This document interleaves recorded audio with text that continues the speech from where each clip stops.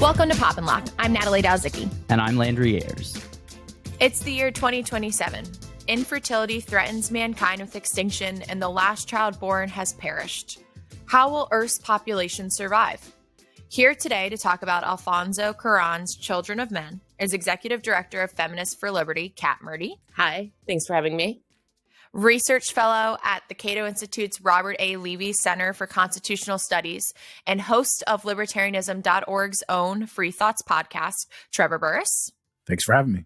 And finally, the Cicero devotee, intellectual history editor at Libertarianism.org and the host of the Portraits of Liberty podcast, Paul Meany. Thanks, Emil.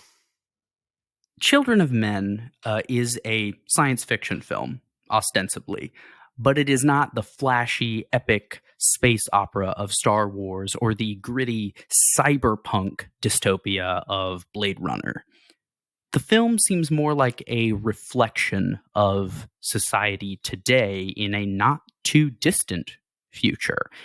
How does that manifest in the film? And what do you think that says and is trying to do differently than other science fiction films?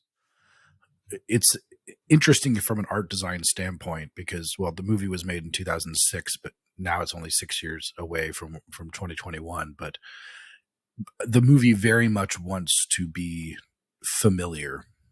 It does not want to be strange. This is a basic kind of decision that you make when you do science fiction, but just speculative literature in general, or movies or whatever.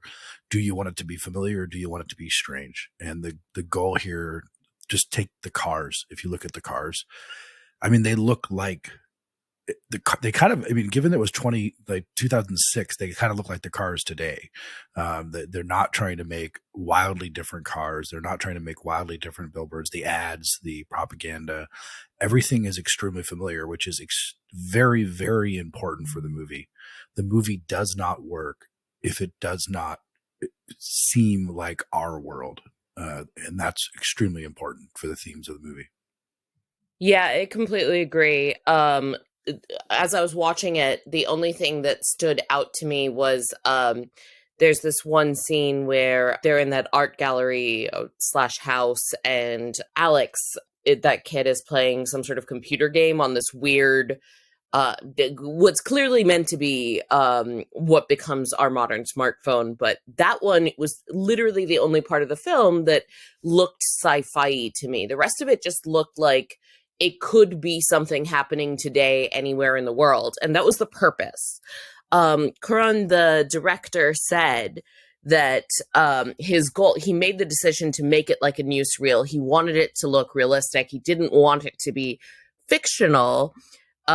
His whole purpose was to have something that looked like it was actually happening. He called his movie an essay, a diagnosis of the state of things at the time, and said that the whole takeaway that he wanted people to get from it was that the future isn't someplace ahead of us.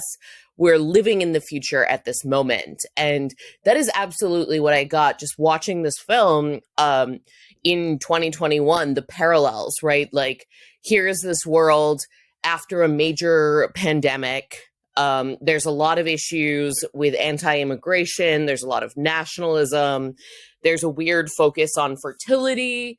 Of course, like in a more sci-fi type way than we're seeing now. But I mean, how many headlines have we seen over the past year and a half about whether we're having a baby boom, whether women aren't having enough babies? I mean, this has been one of the major stories of the last year, right?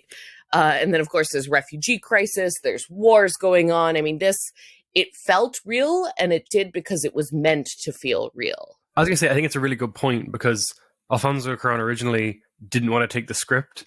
And then after 9/11, he decided he would. And so it kind of, the world became more like this. And he had his ear to the ground politically. And the beginning of the film, it says the Homeland Security Bill has been passed after 8 years. And like, this is just after the Patriot Act passed. And so it really is life imitates art in a lot of ways. And people are kind of like, was Cuarón just really lucky and predicted everything? No, he actually was observing everything around him and saw where the winds were going. Yeah, there's this Abu Ghraib type scene too, as towards the end of the movie, as they're trying to break into the refugee camp, and literally the only thing that made it look different than the photos we see of Abu Ghraib was that they were, they were wearing the detainees were wearing their everyday clothes and had black bags, so there's less orange in it. That was the only major difference that we saw. Yeah, Kat, you bring up a good point of like a lot of the different elements that are in play during the movie. And I was kind of hoping that for the audience, we could kind of unpuzzle the like political dynamics that are at play throughout the movie. Cause there's like a bunch of different groups. There's the fishes who like are fighting for equal rights for every immigrant. And then there's a lot of like nationalism elements. So can we kind of explain like the politics at play or like the political realm that's going on in this film? Yeah, it's fascinating, isn't it? So, looking at this as a libertarian, there's definitely a lot in that movie that spoke to me. But I wanted to see kind of where the director was coming from. And, I first saw this movie, I saw it online on the internet. I did not buy the DVD, but apparently on the film's DVD release, they have the famous Marxist philosopher Zizek, who's famous for saying it's easier to imagine the end of the world than it is to imagine the end of capitalism. And so that was interesting to me that they included him talking about late capitalism as one of the bonus features on the DVD, because I didn't really see the movie as a strong criticism of capitalism at all. And so I kind of dug into that a little bit more. It was quite interesting because Cuarón himself, he was a Marxist growing up. And when he was talking about Children of Men in 2016, so this is about 10 years after the release of the movie, he talks about how the ideas behind the movie was to talk about how his generation had been tainted by the ideology. And he said that ideologies are mental tools of separation. And so I really saw that with the fishes as well. Like the fishes, when they start, I mean, they're clearly some sort of leftist revolutionary group. There's allusions to George Orwell throughout, who himself had these sort of like, he was sort of a leftist revolutionary liberationist who himself had these moments of realizing that maybe some of these politics weren't going the way that he wanted them to. And so the fishes, like, it seems as if they're a liberating force. And then you find out that they're kind of like not that great either. They're just as much a part of this corrupt power system. They're their own state. They are terrorists in their own right. And, even though they have this great goal, the fishes are at war with the British government until they recognize human rights for every immigrant.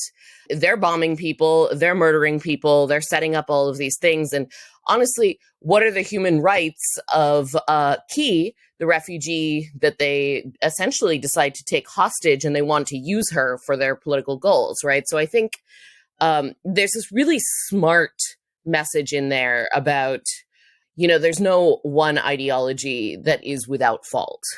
I really like that point because P.D. James originally released the book in 1992, which is the exact same year as Francis Fukuyama released End of History.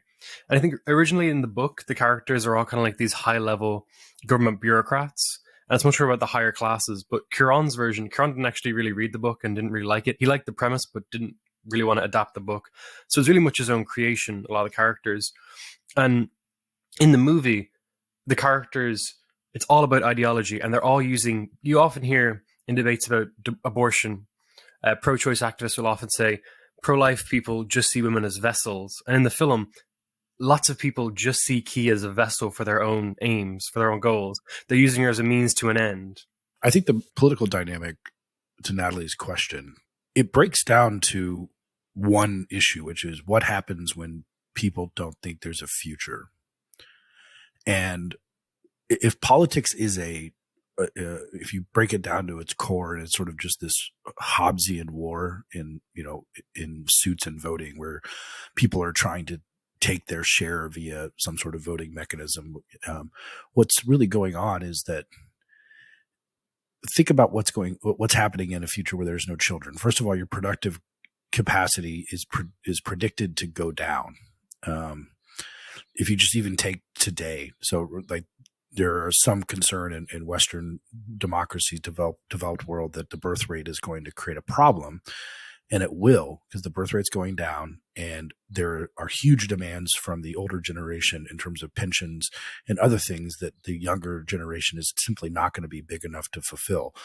And that's going to create extreme struggles of just over resources. And resources here, let's just say, is just cash, but it could be anything else.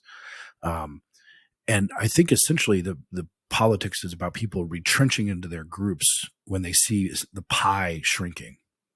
So we are used to believing that the pie will get bigger, that our children will be better off than we were. But this is flipping that around. What are the politics of the shrinking pie and the politics of no hope? I think that this ties back to the realism of this movie, because again, like, first off, it's such a loop for me to realize that this movie is almost 20 years old now, because I feel like I just saw it.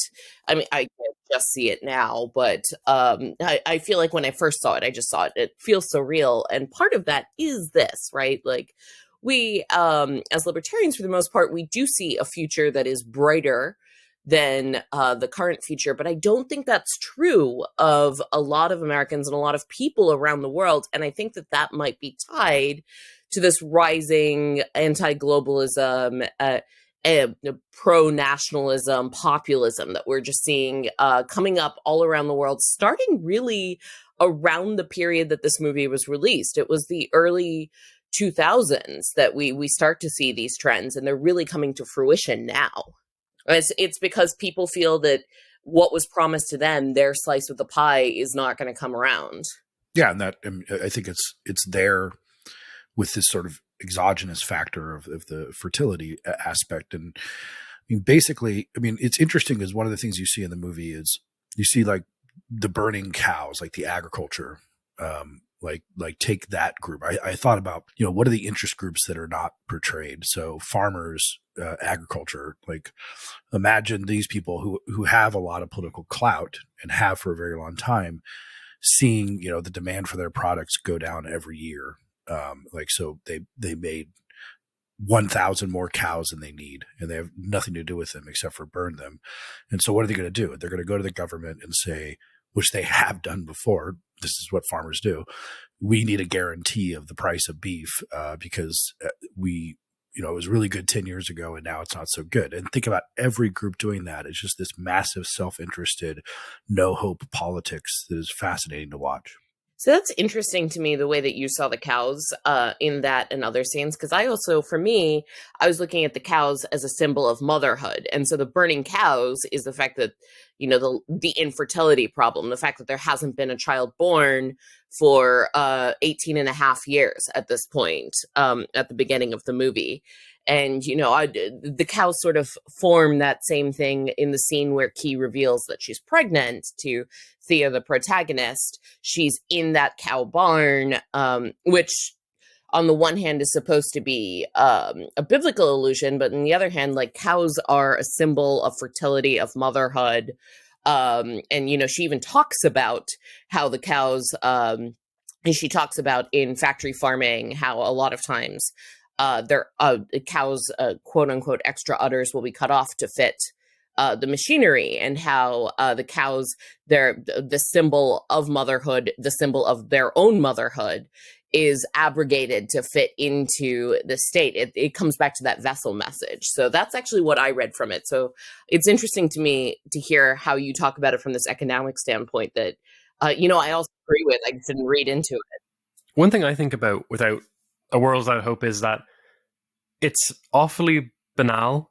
Like, it's very business as usual. And I think all of us kind of from coronavirus now have a bit of an idea of this, that like the end of the world is often quite boring.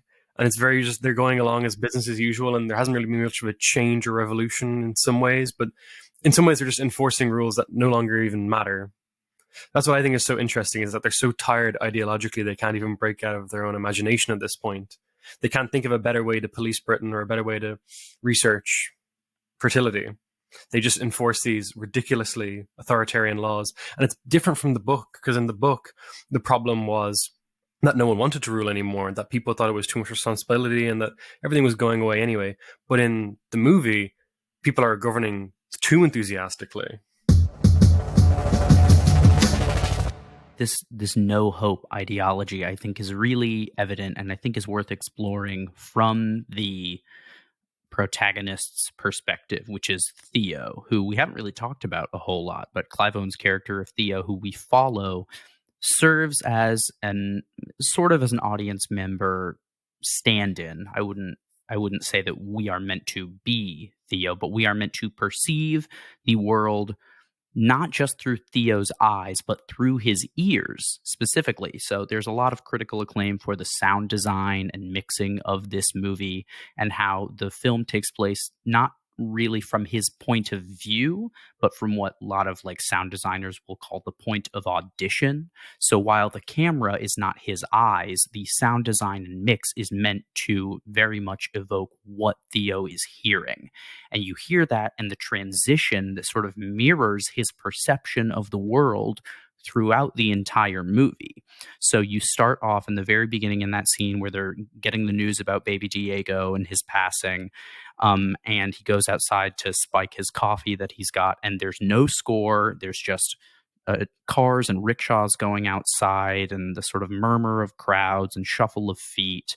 And then there is the explosion of the bomb going off, and it induces this tinnitus that becomes almost like a musical leitmotif throughout the movie to symbolize a lot of things, mostly death or loss, which Julianne Moore's character Julian specifically calls out and says it is the swan song of your your ears trying to recreate the pathways, but they're dying out. So we see the transition of Theo from this living in this soundscape where there's no score, there's very little emotion or attempt to sort of change that. There is no score. It is only diegetic sound. The only music you hear for the first half or so of the movie is from sources in Michael Caine's character's car, or playing in a coffee shop, or just the soundscapes of being outside. And then as it transitions and goes on, as Clive Owen's character begins to become more invested in the journey of believing in Key being the hope that the world has, and taking her, to try and get to the coast, suddenly you get these pieces of music that are integrating religious imagery and chants from Christian words and Buddhism and Hinduism. And you see where he comes from when he is talking to Michael Caine about the Human Project as they're smoking the strawberry cough in his house. And they're talking about the Human Project, and he says, even if they discovered the cure for infertility, it doesn't matter. It's too late. The world went to shit. It was too late before the infertility thing happened. And so you can see his complacency early on. And as it transitions and he gains this hope, you literally are hearing it impact the way his emotions change throughout the movie. And I think that is really, really important, because it's showing where Theo came from and where he can go if he finds this hope, but we're only getting it from his perspective. I actually want to offer a parallel quote here, because I think that Theo's perspective in that scene was really telling, but I think in a later scene where Theo's brought, I forget her name, Miriam and Key, back to that house as a safe house after they find out that the fish's safe house is actually not so safe. It's essentially a trap. You hear Michael Caine's character explaining what happened with Theo, and he says something along the lines of, Julian and Theo met by chance, but they were there because of what they believe in, their faith, and they wanted to change the world, and their faith kept them together. But by chance, Dylan was born, and Theo's faith was lost out of chance. And so Julian and Theo had been married. They had a child. This child died in the flu epidemic that's happened forever ago. Dylan would have been Key's age. And he's, of course, this. So, I mean, like, that's the loss of hope for Theo. His marriage breaks down. He lost his child. His mother is currently in dementia. She's staring frequently at a photo of Julian and Theo with Dylan, the toddler, before he passed away. So there is all of that, but then there's also this other aspect of, okay, he never actually totally loses hope, right? He wants to participate in this. You can tell that he's still in love with Julian in a certain way. You can tell that he still like has some feelings about all of this. That's why he believes that, that's why he even tries to help Key even before he knows that she's pregnant. There is some hope there. I think it's almost like a studied indifference in this horrible world. And so it's interesting to see his path, because it's sort of, in a way, he's moving in a more hopeful direction.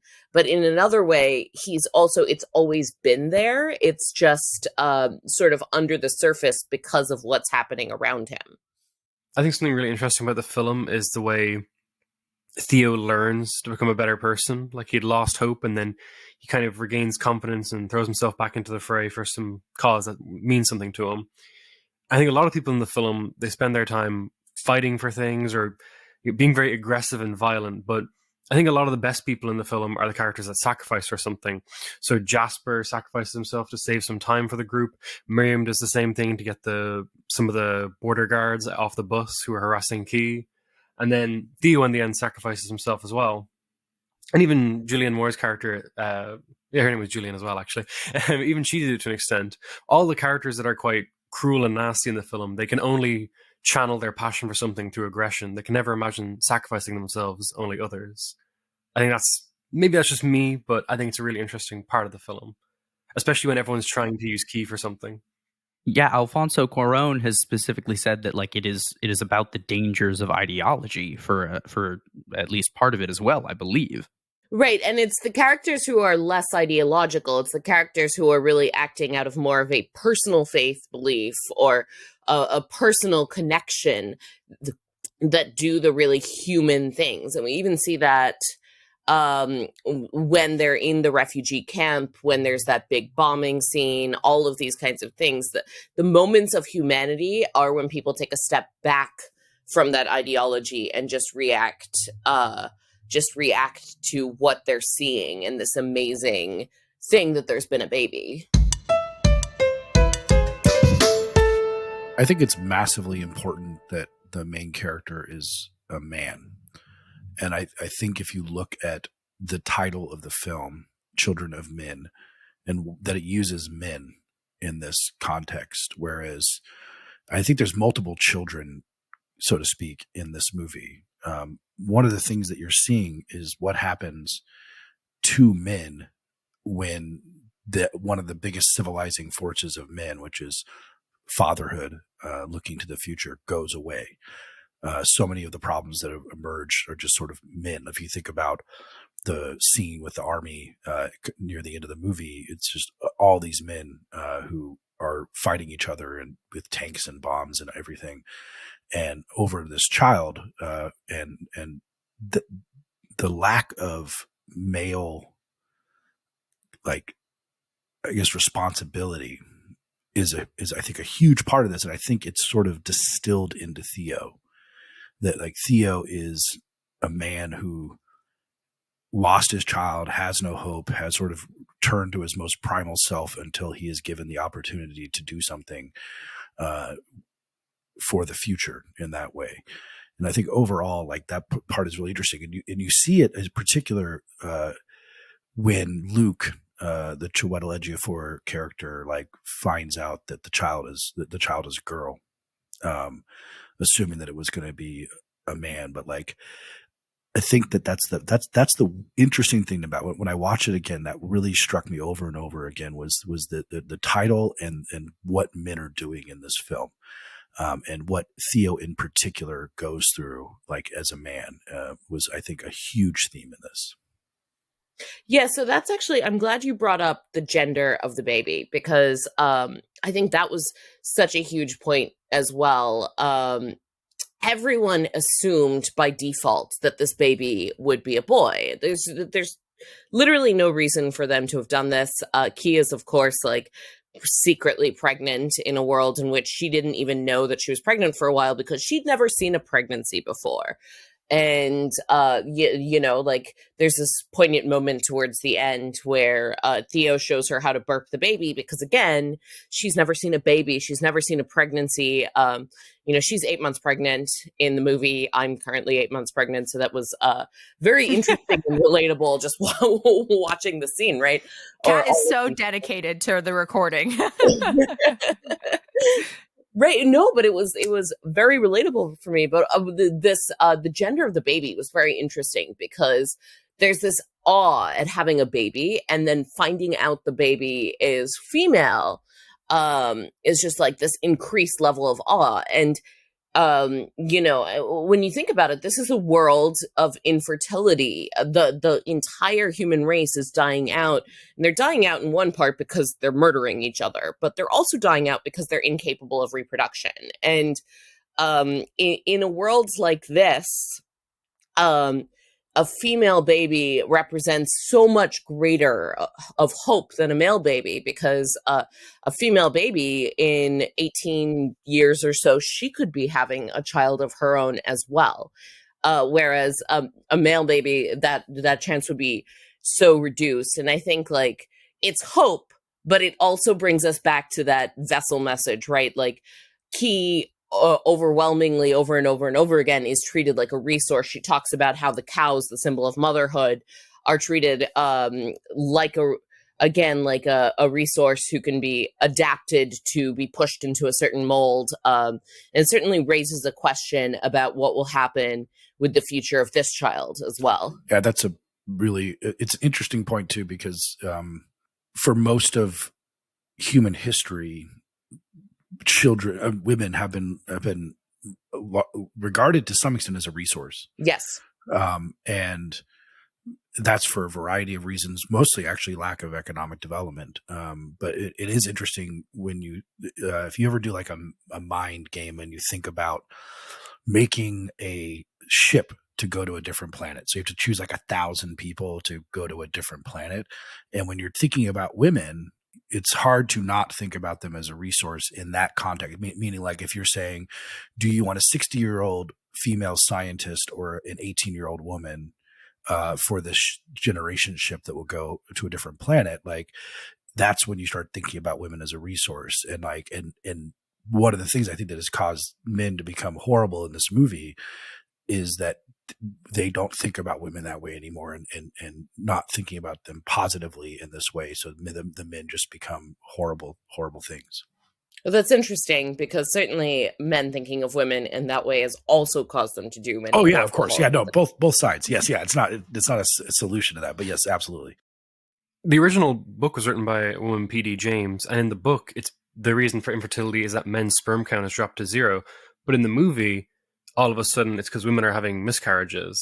So it kind of shifts it. And people in the movie, it might be because they feel a sort of blame. Like the movie alludes to people. Theo talks about he was dating a girl who had some weird kind of religious fervor for punishing herself because she thought the infertility was from God or something. And so you can kind of see how the movie shifts it, like the idea that it's women's fault almost. So that's really interesting. I was just thinking about this when Trevor was making the point about, would it be better to have an 18-year-old woman or a 50-year-old woman on your ship to another planet?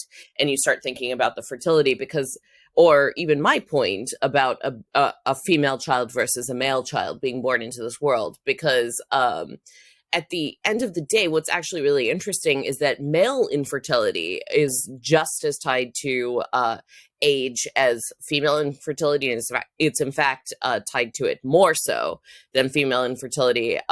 Men's sperm counts go down faster. There's a lot of health problems tied with male sperm counts, etc. But for the most part in our society, we overlook that. That's very rarely a part of the message whatsoever. And we very much view it as a man can be a father at any age, but a woman has this very small window. And so that your point about the difference in the book versus the movie is a poignant one. There are two big things I think that we've been talking about, and that's this infertility aspect. Which, when I was watching it, and this is the first time I've seen this movie, I immediately thought of The Handmaid's Tale.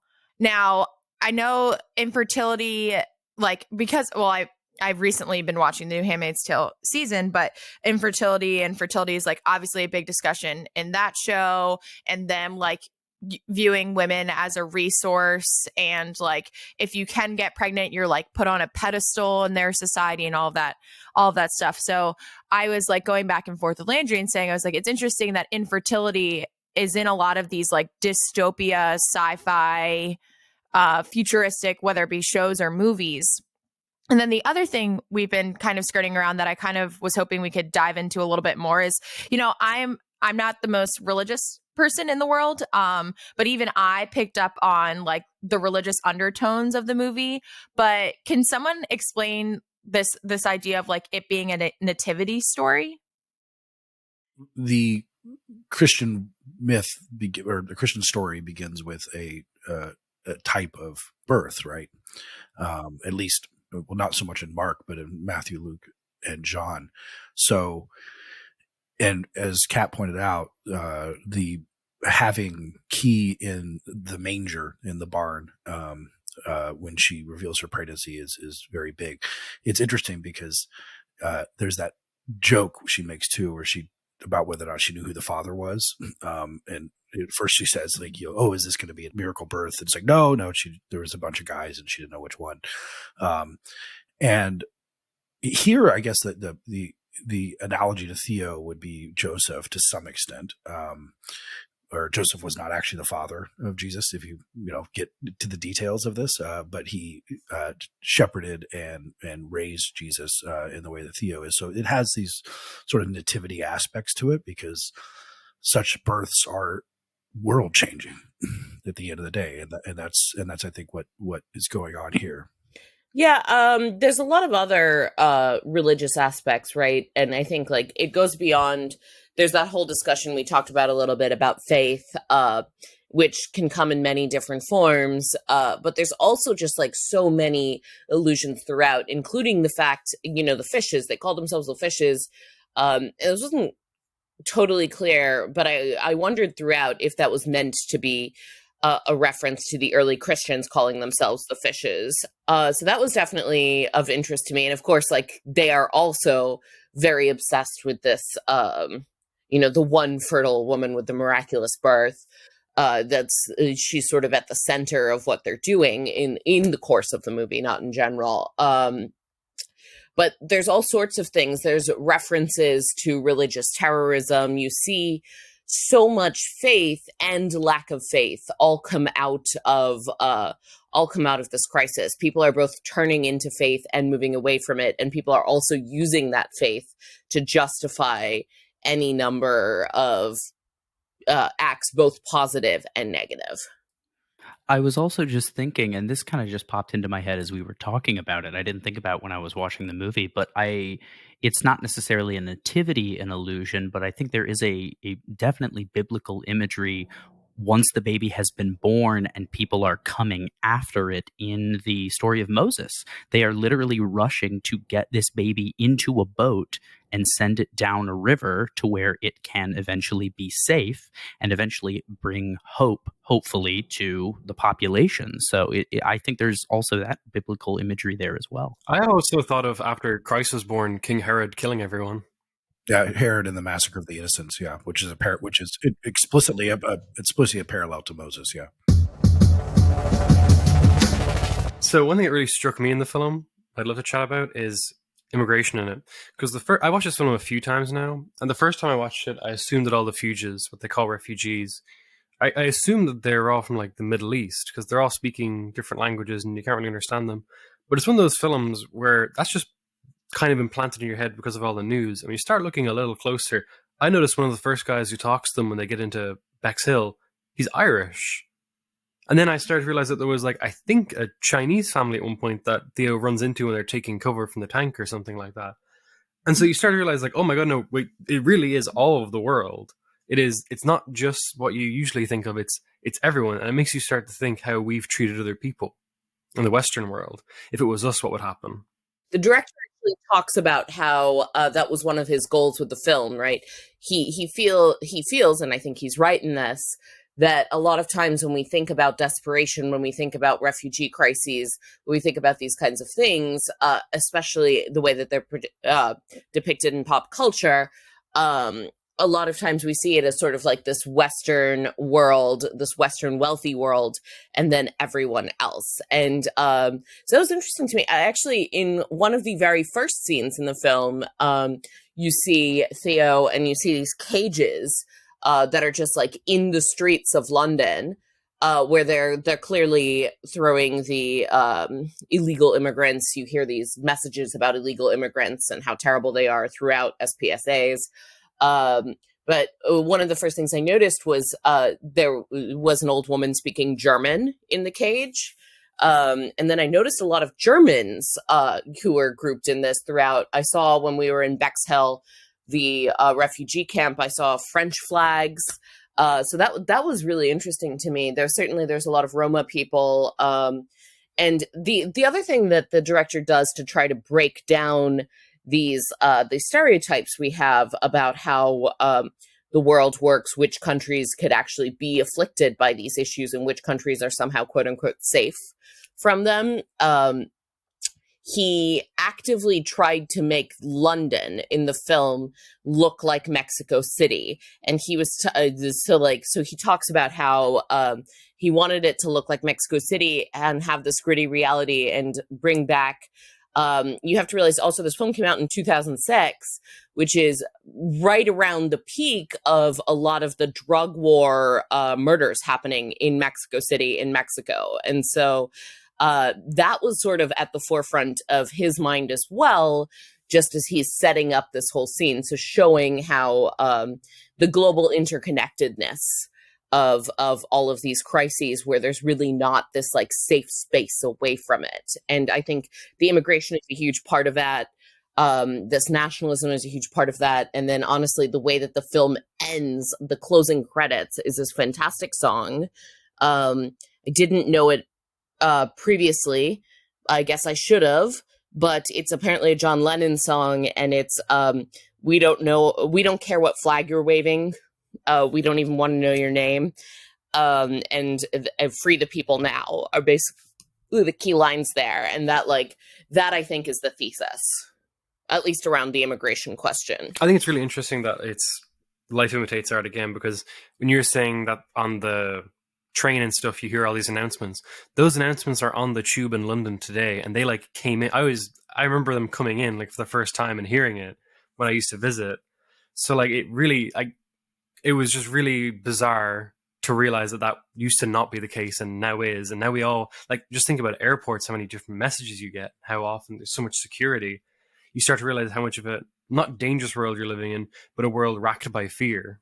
A world that is made to look dangerous as a way of taking control almost. Yeah. And of course, I mean, given the pandemic year, this is particularly interesting because if we think back to last spring, the idea of sort of Australia basically did and has shut down, closed its borders entirely. My brother lives there. He actually can't even leave. Some of the countries like Taiwan or something like this, that was their first move. Was yeah, my parents are in India, and right now the options to leave are very limited. Exactly. The first move is to basically be all right, shut the borders, don't have intercourse with the rest of the world, and then maybe at the end of the day, will be New Zealand did this too, because the islands have an advantage in this, and that's part of this being England, right? You pointed out, Kat, that there are Germans and French because those borders you can just walk across unless you build a wall on them. Islands have this advantage and be we can be the one place as the whole world does, goes to hell, will be the one place, but we can only maintain this. There's always the immigration myth if we keep these people out. And so you see all this kind of stuff that became extremely relevant, not just in 2016 with the Trump administration, but then became relevant again with the coronavirus pandemic. Well, I think it also ties back to the fertility thing, right? Because I found it interesting that in this world of total infertility, they're still having this massive anti-immigration sentiment where we kind of see this in our own modern world, right? We have these welfare states that are built up on this idea that every generation will produce more children than the previous generation. Trevor, you talked about this already. And of course, we're not doing that. And there's so much consternation. There's so many think pieces and things like that about, well, why aren't people having more children? They should be having more children because they've got this pyramid scheme essentially built upon that.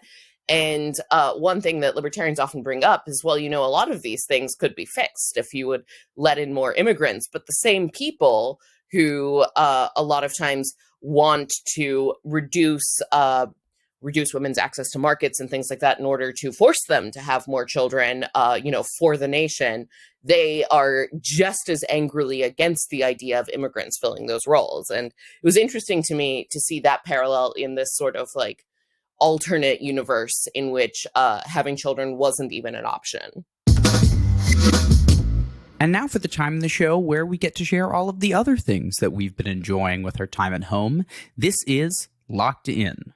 So, Trevor, Kat, Paul, what else has been occupying your time that you think our audience might enjoy? I'll start. The two things that have most recently occupied me are so the show Invincible on Amazon Prime, which is a animated superhero show that is very, very good, and just forewarning, it's very violent. Even animation, it can make you a little bit almost queasy, but it's very, very well done. And in terms of books, the most recent book I read is Jeff Tweedy, who is the lead singer of Wilco and was in a band called Uncle Tupelo. He has a book out called How to Write One Song, which is sort of a meditation on creativity and the meaning of songwriting that is exceptional. I highly recommend it if even if you're not a songwriter or wannabe songwriter, just as a meditation on creativity. Yeah, so I'll go. I have been watching Sex and the City, which is a show that was super, super popular around the time. Love it. Okay, so I actually hate this show. Really? Oh, that's a hot take there. Yes. Oh my gosh. I hate it too. I hate it too. I hate it too. So. It's a terrible show. It's a terrible I love it, but not because it's good. Yeah, same. I love it. It's like the same reason I would watch Grey's Anatomy. Okay, I hate that show too. Yeah. Why do you have to bring this down? Why do you have to bring Grey's Anatomy down? There's no need. I'll tell you what, 17 seasons of Grey's Anatomy is enough. Yeah, seriously though. I hate it. Saving it's lives so is a lifetime but, profession. Early 2000s, basically the same period, The Children of Men, a little bit earlier, Sex and the City comes out. It's huge. I hated it. I couldn't stand it because of these like terrible like stereotype tropes of what it means to be a man, what it means to be a woman, all of these things that really, I mean, they're just like ridiculous ideas. And it's been, so I've always sort of meant to go back and watch it because it's such a big pop culture phenomenon that I think really shaped our culture in many ways. And so I'm doing that now, and it's fascinating because it's been, I hate to say this, but almost 20 years now.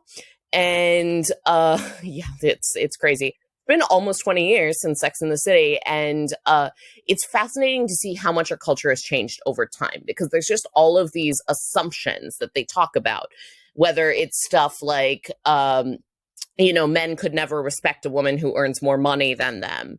Or there's assumptions on things like, okay, a woman can't, if a woman wants to get married, they have a whole conversation about this. She has to rent. She cannot buy her own property because no man would want to marry her if she owns property because it throws off the balance of power.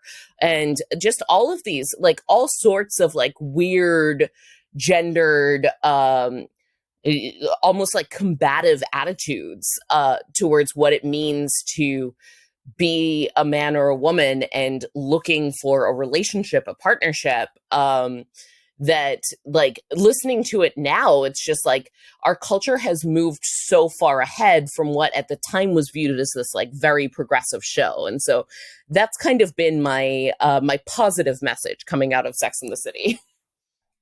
I'm terrible because I just don't really watch a huge amount of TV. So all the TV I watch is like to detoxify after like a day. Survivor and like Catfish, reality TV. Don't you dare mess with Survivor's name. Survivor's Survivor brilliant. is It's a brilliant amazing. show. But I have like I watched when Trevor said I watched Invincible, I was like, that was my one show I could say. That was my one thing. I have nothing to recommend. I mean, I'm clearly still stuck in like the 90s from every time we do this. So That's the cool thing these days, though. So I've been rewatching. I watched the new version of RoboCop. That's my one thing, but I really love the old version, but I'm not like watching it at the moment or absorbing it. Aaron has been trying to get us to cover RoboCop. And Trevor, didn't you Absolutely. suggest that one too? Yeah. It's a classic. we should. We should. Well, I guess for me, the only new stuff I've been doing, I just started reading Firefly Lane. That came out as a Netflix show, like I want to say a few months ago now. And I already watched the show and then realized it was a book, which I hate doing it in that order, but here we are. And then I watched there's like a new horror thriller film on Netflix with Amanda Seyfried. I think that's how you say her last name. Things Unseen and Heard. Or Things Heard and Unseen. I don't know. But it's kind of your typical horror thriller, you know. It's in the 80s. The family moves into this big farmhouse and they the house is haunted. But it was actually pretty good and had some more layers to it than just like demons jumping out of closets type thing. But yeah, that's kind of all I've been up to. I have been playing more video games recently. I finished The Last of Us, which I believe I recommended on the last episode. Huge parallels to Children of Men. Huge parallels. That's exactly what I was going to say. Is I'm now playing the second one and watching it, playing this game, and then happening to watch this movie. It is undeniable how much Neil Druckmann took from this movie, and he has specifically said so. So you can see like it is undeniable, the parallels both in plot and aesthetics. You're like sneaking behind cars, like when Clive Owen is trying to steal the keys and get the car jump started. The opening menu to the second game is a boat like lilting on water that is literally a mirror image of the final shots of Children of Men. It is crazy, and honestly, it's so good. Play the first one, it's really good, but make sure you play the second one because I think it is even better. It really complicates the story. The mechanics are even better. It's a beautiful game. Highly recommend The Last of Us 2. You're still in the middle of the second one because the second one is. I think I'm towards the end. I have made the sort of big turn in the story. Okay, it's insanely heart wrenching. Like. I've never wanted to not play a game and finish a game at the same time. Like I didn't want to keep playing the game because it was too much, but I had to finish it. I'm also listening to a podcast called Stay Away from Matthew McGill that is produced by Pineapple Street Media, who did Missing Richard Simmons and a few other, sort of big podcasts that is sort of, I think, influenced by a series, if you listen to S-Town, which was a production of Serial by Brian Reed. Just this mysterious figure that fell into this guy's life and moved into a small town and nobody seemed to like him. And he had all these sort of big fish, outlandish stories and everybody thought he was faking it. And it turns out a lot of them were true. And you're sort of going to explore what happened to this gentleman. And it sounds really, really interesting. And I like it so far. And I played the board game Sagrada for the first time about a week ago, which is a fun little dice pooling puzzle game where you're trying to make patterns and little like challenges of making like a stained glass window out of all these different multicolored dice. And it's really simple and fun and easy to play. And I highly recommend it. Thanks for listening. As always, the best way to get more Pop and Locke related content and to connect with us is to follow us on Twitter. You can find us at the handle @PopandLockPod. That's Pop, the letter N, Lock with an E like the philosopher, Pod. Make sure to follow us on Apple Podcasts, Spotify, or wherever you get your podcasts. We look forward to unraveling your favorite show or movie next time. Pop and Lock is produced by me, Landry Ayres, as a project of libertarianism.org. To learn more, visit us on the web at www.libertarianism.org.